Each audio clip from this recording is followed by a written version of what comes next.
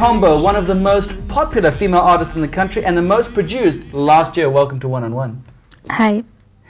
You've also been voted one of the most well-dressed ladies in town, second to Grace Mugabe. Sure. What do you think about that? Well, I feel humbled. Out of all the women in Zimbabwe, then you're voted as one of the most, dressed women. It's something else, Well, you've got style, you've got a voice. And let's take it back to 1976 when you were born. You went to St. John's High School, which is boarding school, out there in Murewa, not the St. John's in town. Yes. What was it like being a boarder? Well, that's another experience. You're far away from the parents, far away from everything that you expect as a kid. And, getting to know other people, other kids, it's something else. It's another life. Was it a good memory for you? Do you have good memories of that day? Yes. Any negative memories in your past? Not really, but, my first day at the boarding school, the bell rang at about 4:45 in the morning. And I say to myself, am I going to spend 4 years, waking up at 4:45? That was something else. But it brought a discipline in you. Yeah. Now, you started your songwriting at an early age. In fact, at high school, you started doing and experimenting with songwriting. Yes. Ivy, where did this start welling up from? Well, it started when I was at primary school. We were singing in the choir and then at church. And then my first composition was when I was in Form 2, when I wrote my first song, Be Thou My Vision. And it's on the first album. That's when I started, being a musician. Well, I mean, you're not of big frame. In fact, you're a little bit like Rebecca Malope, who we had on the show a while ago. I mean, how do you get all that power out of those lungs, huh?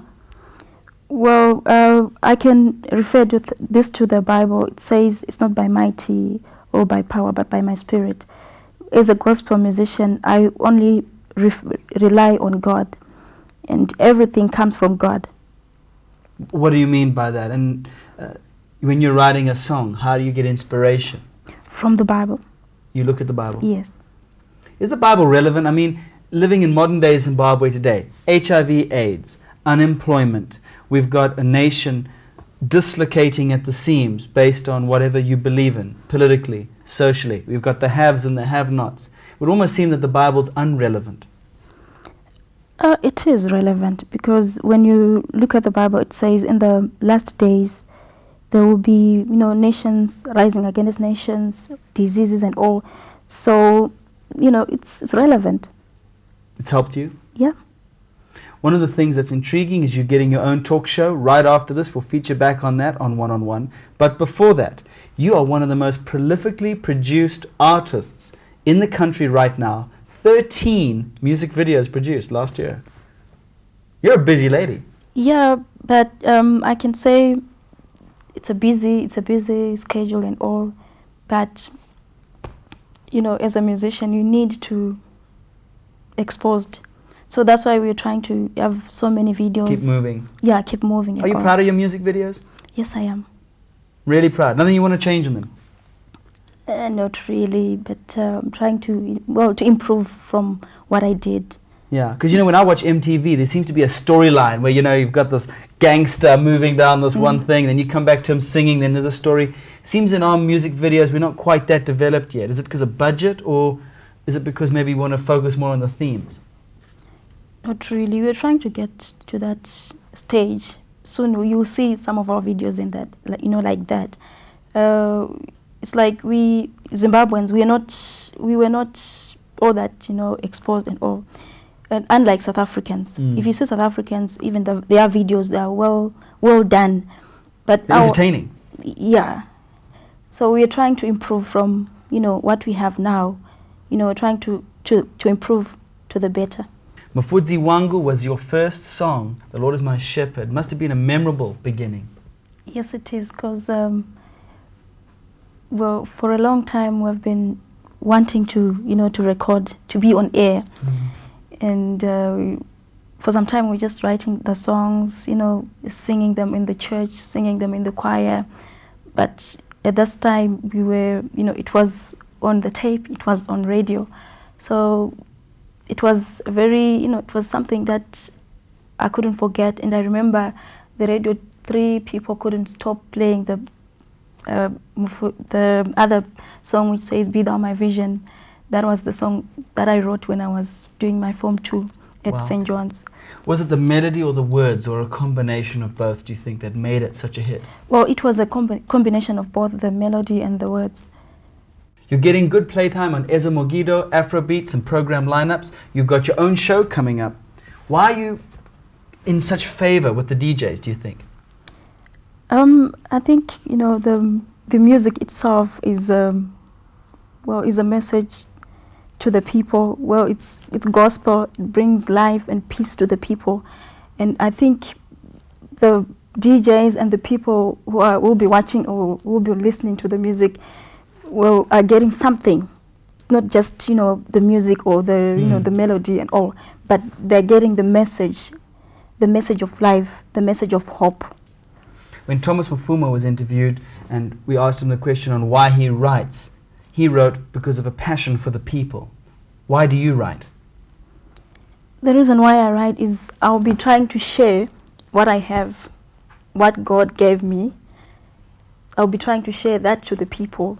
For instance, there's this other song that talks about, it's a prayer for our nation, Zimbabwe.